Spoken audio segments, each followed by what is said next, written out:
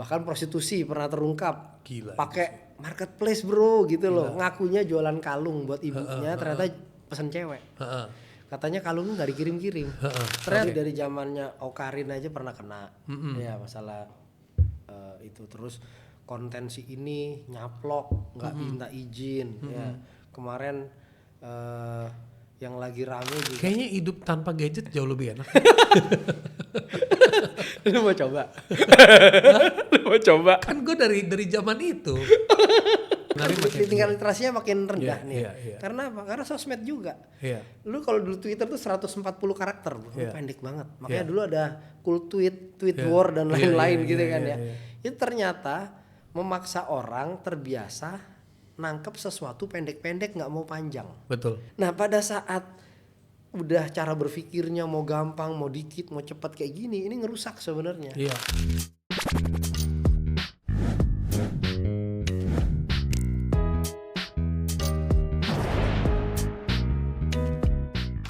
Iya, ya kita harus ada extra effort ya gitu loh ya. Ya gimana lagi bro? Kalau udah kebobol, sekarang lembaga dari Kominfo aja belum ada yang ngawasi data pribadi itu, belum dibentuk gitu ya. Belum lagi ngomongin. Ini lu ngomong soal privacy, gue juga. Ini kan baru-baru ini ada kita ngomongin soal kalau gua nggak salah dengar kalau kata-katanya begini. Sekarang udah ada tim yang akan disiapkan KPI untuk digital atau content creator itu ya. Creator. Iya. Ya kan? Jadi sebelum lo posting konten lo harus verified. Nah, jadi gini, ini kan amandemen undang-undang penyiaran. Oke. Jadi semacam KPI untuk sosial media, untuk content creator dan lain-lain. Tapi yang akan sangat challenging adalah kita ini kan ada namanya kebijakannya safe harbor policy. Safe harbor policy. Yes. Jadi lu tuh posting apa segala macam nggak lewat verifikasi dulu. Karena lembaga negara mana sih yang sanggup ribuan atau jutaan konten dalam satu hari? Bukan satu hari bro, dalam 1 menit. Nah itu makanya bro, untuk oke nih aman nih boleh gitu ya. Kan normanya juga banyak kan gitu ya. Jadi makanya akhirnya suruh posting dulu. Kalau bermasalah ada di report yes, baru di take down. Yes. Gitu Itu kan. yang benar, iya. Kan makanya gue nggak tahu nih lembaga ini nanti arah cara kerjanya gimana karena nggak mungkin kalau di verify gitu ya. Ya kita tapi tahu kejahatan dunia digital ini udah makin ngeri bro. Pinjol aja bisa memanfaatkan seller-seller di marketplace. Iya. Iya kan. Terus bahkan prostitusi pernah terungkap. Gila. Pakai marketplace bro gitu loh. Ngakunya jualan kalung buat ibunya, ternyata pesen cewek. Katanya kalungnya nggak dikirim-kirim. Ternyata udah bayar, ceweknya nggak dikirim. Kalungnya nggak dikirim. Ngakunya waktu di report, dia kan report. Harus report karena dia merasa kayak gue udah duit gue balikin dong, soalnya barangnya nggak nyampe. Sellernya siapa sih? Ya yang punya si marketplace kan meriksa, diinvestigasi. Wah nomor gini. Ternyata ada ketemunya di platform lain. Itu nomor mucikari bro. Oke, waduh parah. Dan emang kayak gitu, judi online ya kan. Bilangnya cuma jualan digital apa produk gitu ya. Itu ternyata judol gitu kan. Macam-macam. Tapi ya karena nggak bisa dihindari. Ini challenge yang memang dihadapi di semua negara. Karena Disclaimer pembicaraan ini itu murni buat mengedukasi dan membuka cakrawala kepala lo supaya lebih pada aware that things are not really good. Dalam arti kata digital is an amazing solution untuk kita mengakselerasi everything ya, mengakselerasi branding, business, awareness, education. Tapi juga the same tool can be dangerous kalau kita nggak punya pakem atau awareness-nya gitu. Nih kayak gini, teknologi itu berkembang lebih cepat daripada perangkat hukum. Oke. Jadi akhirnya banyak kejahatan-kejahatan digital terjadi, hukumnya belum siap. Karena nyiapin perangkat hukum itu kan butuh proses, butuh meja, dan lain-lain. Makanya dulu PP e-commerce saja itu revisinya lama banget. E-commerce-nya udah kejadian. Zaman dulu kan orang jualan lewat Twitter aja. E-commerce-nya udah sampai merger, udah sampai IPO, udah sampai foundernya bahkan udah tutup, exit. Bahkan udah tutup gitu ya. Yang gampang kalau dulu kan orang kalau jualan online tuh ya, gue beli jersey, gue beli kaos gitu ya cuma 100.000, udah lu transfer barangnya nggak datang. Terus lu mau kayak gimana? Itu kan sederhananya ya. Ya baru akhirnya ada marketplace yang orang merasa aman.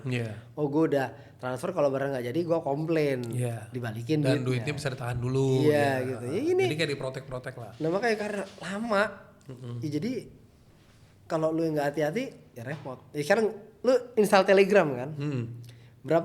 Berapa kali lu pernah kena tiba-tiba lu invite ke grup yang lu nggak tahu itu grup apaan? Oh iya, dulu karena awal-awal nggak tahu, sering banget grup kripto lah, grup apalah, grup itu, film bro, lah, sampai hari ini itu ada aja yang wah. Tapi begitu gua setting privacy-nya, gua nggak boleh, maksudnya gua hanya auto invite, gua hanya boleh di invite sama konteks yang hanya konteks yang kenal, yang ada di kontak lu kan? Iya. Itu kan, tapi kan kejadian banyak. Even WhatsApp juga begitu, kadang-kadang tau-tau lu udah dimasukin ke grup aja. Sama ini bro yang lagi rame, yang banyak anak-anak Gen Z kena. Lu dapat duit gampang deh dengan cuma nge-like.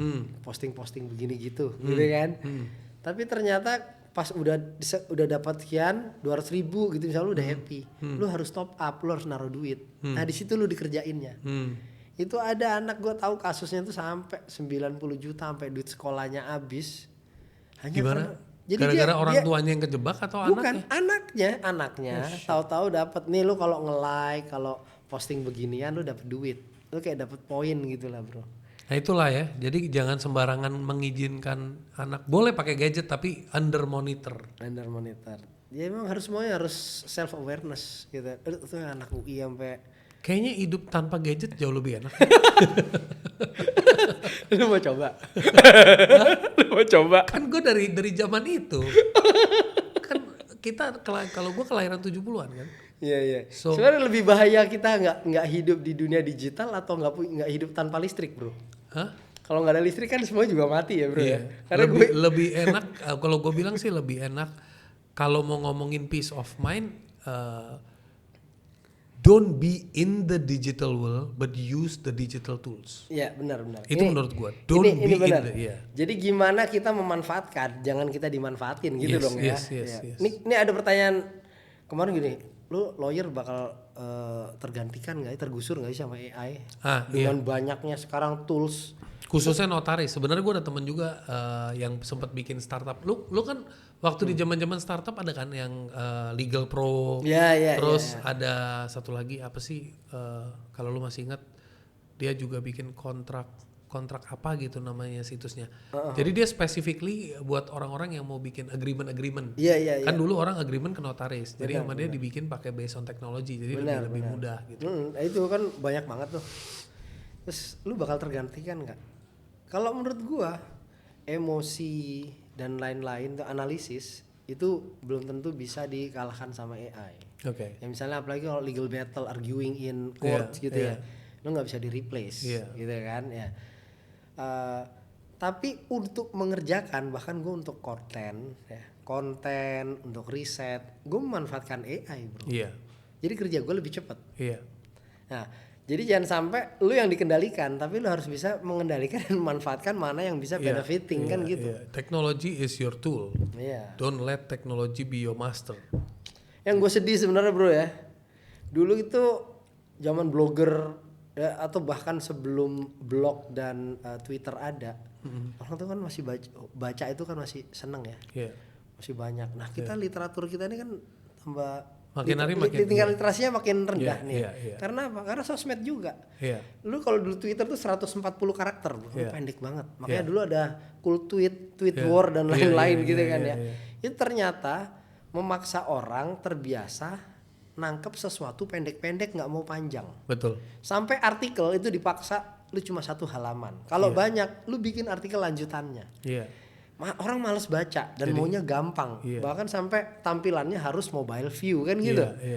Nah pada saat udah cara berpikirnya mau gampang, mau dikit, mau cepat kayak gini, ini ngerusak sebenarnya. Span of attentionnya jadi dikit, jadi intinya tanpa disadarin we think we know but we don't know anything. Gitu kulitnya kan aja paling. Iya kan. Nah itu pola pikir itu yang akhirnya kebawa ke macam-macam interaksi digitalnya. jadi sama kayak gitu. Oh tahu kulit dikit, oh si ini ada, oh ini ikut juga. Dia kena ponzi, lu kena ponzi, sama aja bro. Iya. Temen kita Roy Sakti juga pembela itu investasi bodong lah, apalah. Jadi dia cukup sering bersuara sih. Tapi memang it's not easy. Exactly. Nah sekarang gue mau masuk ke lu punya valuable experience. Valuable experience apa yang bisa lo share ke teman-teman in terms of, ini kan teman-teman ada yang bikin content creation. Sekarang situation is not good. Tapi situation is not good dalam arti kata dengan mindset lo cari job. Tapi kalau lu sekarang bisa create your own stream of, you create your own opportunity, you bisa create your own income, lu bisa today you are free to study anything you want anywhere. Bener nggak? Benar. The question is you don't know yang lu lagi study itu the right information, orangnya itu bagian lu deh ya kan, bagian orang-orang itu kan. Dari personal brand, misalnya individualnya lagi bangun dia punya personal brand, terus dia nanti bakal start developing digital product or physical product. Ada legal aspects yang harus dia concern apa enggak? Itu satu. Terus kedua, what are the most interesting recent cases that you went through yang bisa jadi learning buat teman-teman? Oke, khususnya ini ya di dunia sosial media ya, digital. Itu masalah copyright bro. Hak cipta. Itu dari zamannya Okarin aja pernah kena. Ya masalah itu. Terus konten si ini nyaplok, nggak minta izin. Ya kemarin yang lagi rame juga masalah logo Garuda. Ya kan, PSSI dan lain-lain. Jadi orang yang sering abai itu adalah dianggap semuanya ini bebas. Bebas ya karena digital bisa comot ini itu. Padahal dengan meningkatnya ekonomi digital juga, orang udah makin aware dengan legal protectionnya bro. Lu lihat musisi sekarang mencak-mencaknya kayak gimana. Kalau lagunya itu di cover seenaknya aja, ya kan, dijadiin back song, ya kan, dan bahkan sampai bikin konten aja jangan sampai lu pakai lagu yang lagi trending katanya sekarang. Karena apa? Pada saat lagi diiklanin lagunya nggak bisa dipakai. Itu menunjukkan platform-platform pun juga udah sadar. Netizen kalau lihat ya Indonesia ini emang responnya mantap kalau gue lihat ya, bully-bulian dan jago. Yang ngaco, tapi yang bener juga banyak yang ngasih tahu gini gitu, koreksi. Menunjukkan mereka itu juga cari tahu. Ya. Jadi akhirnya mulai dari ada yang musisi kena somasi masalah copyright, terus ada juga brand-brand bahkan apa tuh susu yang ngetop banget deh itu Greenfield ya kalau nggak salah itu pernah kena hanya karena masalah penggunaan font. Font bro, fontnya itu ternyata bukan free, font yang berbayar tapi dia pakai. Itu case-nya bisa lo googling deh, lo cari. Gila. Jadi masalah copyright itu isu esensial, lo harus tahu. Dan copyright ini universal, tanpa perlu didaftarkan bro. Tapi perlu ada perwujudan. Ini yang membedakan hak cipta sama kan yang lain ya. Yang lain kan kayak merek, paten tuh harus daftarin dulu, desain industri harus laporin, daftarin dulu. Kalau hak cipta enggak bro, lo bikin sekarang. Lu udah pernah ada perwujudannya, entah itu lagu lu nyanyiin atau udah ditulis ya atau difoto gitu ya, orang lain pakai bisa diklaim langsung dan itu bisa sampai pidana. Makanya kan sekarang lagi rame kayak misalnya gini, gue menciptakan sebuah quote dan gue post terus seminggu kemudian lo ngejiplak quote gue deh. Quote lu misalnya gue jadiin tagline gitu ya. Iya, lu jadiin tagline. Lu jadiin ya baru bisa gue sikat ya. Tapi kalau lu cuman ngejiplak lewat kan harus untuk keperluan komersial. Iya. Nah, kan banyak content creator dan juga bisnis itu menggunakan untuk keperluan commercial use kan. Yes. Nah, disitulah mereka akhirnya nggak sadar, dipakai lah ini. Oh, lucu nih. Atau di sosial media itu paling sering gini, apa yang lagi trending dipakai dulu atau dijadiin meme gitu ya. Karena mereka mau ride the wave kan. Iya dong, ride the wave kan. Manfaatin momentumnya. Tapi ada beberapa konten yang itu ngelanggar hak ciptanya orang lain. Lu pakai buat commercial use gitu kan. Ya itu bisa subject to legal gitu kan. Jadi itu yang sering nggak disadari, keenakan konten. Ya ntar paling disuruh take down gitu kan. Iya. Sekarang kan udah trending selama 10 tahun terakhir. It's better to say sorry than to ask permission. Iya, materai 10.000 aja ya. Say sorry aja daripada take permission lama bro, ya kan? Mendingan gue minta maaf daripada minta izin. Iya. Dan itu turun menurun kan, you asking permit for business. Bener. Ya kan? Tapi ada yang menarik nih, ini lucu banget nih. Kemarin kalau nggak salah, waktu ada plesetannya Malik and the Sensation yang lagu yang apa, kita bikin romantis terus diparodiin gitu. Iya. Ya sebenarnya bentuk parodi itu juga melanggar hak cipta bro. Parodi itu melanggar. Padahal parodi is just for the sake of entertainment kan. Sebenarnya tujuannya parodi itu buat hiburan, oke. Hiburan. Ya, tapi kalau hiburannya terus itu jadi duit. Kalau dijadiin duit ya. Itu kan. Iya. Tapi karena itu juga ngangkat yang lain ya diajak kolaps malah. Oke, itu smart menurut gue. Kalau diajak soal, I think gitu. itu baru orangnya mindsetnya gokil. Jadi akhirnya ngelihat ini opportunity. Ya udahlah sama-sama menikmati.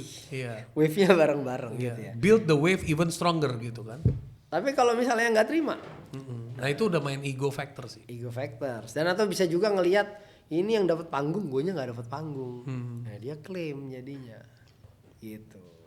Keren bro. Ini I'm sure ya, everybody today who watches this content ya, will open their mind.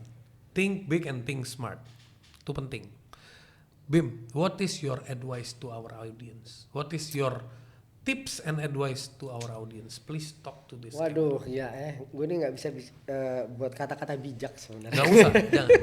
Lu jangan pakai bijak. Iya, tapi dibajak aja dibajak. dibajak. Nggak, tapi yang pasti gini. Semua tindakan kita tuh ada konsekuensinya dan kita harus siap menerima konsekuensi itu. Nah, jangan kemudian cuma sekedar say sorry dengan alasan gue nggak tahu kalau itu salah. Enggak, karena semua aturan itu printed dan ada lembar negara yang artinya ada asas publikasi, udah disampaikan berlaku, semua orang dianggap tahu hukum ya. Kalau di aspek legal itu namanya fiksi hukum. Semua orang dianggap tahu hukum ketika suatu peraturan itu udah dipublikasikan. Jadi lu nggak bisa bilang gue nggak tahu, gue masih newbie gitu. Karena dia menganggap tujuan asumsi. Kita belajar ya. Nah, itu jadi lu harus siap dengan konsekuensi itu ya. Jangan malah nantangin, tapi lu harus mau pelajari sebelum lu ngambil action atau apapun. Makanya gue respect lah sama orang-orang yang begitu tahu, oh gue salah ya, dia langsung mengambil tindakan. Satu, gue mengakui, terus gue minta maaf, dan nggak berhenti di situ, dia melakukan tindakan kuratifnya. Apa yang bisa gue lakukan untuk memperbaiki kesalahan gue? Cuma damage-nya udah terjadi, maka akan lebih baik ya kalau lu mau ngambil tindakan sesuatu, lu buat pertimbangan dan lu cek dulu, ini tindakan gue ini bener apa enggak, boleh atau enggak ya. Karena banyak hanya hal-hal kecil ya, ngonten ya kan, baca bismillah makan babi, penjara kan bro. Kacau ya. Udah kasusnya udah ada kan di Lampung gitu ya, Yeah. yang selebgram itu kelihatannya sederhana, tapi konsekuensinya lo harus siap juga. Lu minta maaf, iya, tapi akhirnya diketok palu hakim ya pidana juga kan. Iya. So be careful ya, be careful of what you say, what you do. Ya, pahami resiko sama konsekuensinya. So think smart, think big. Okay, thank you big thinkers. Semoga you guys enjoy the content today. God bless you all. Thank you, Bim. Mantap.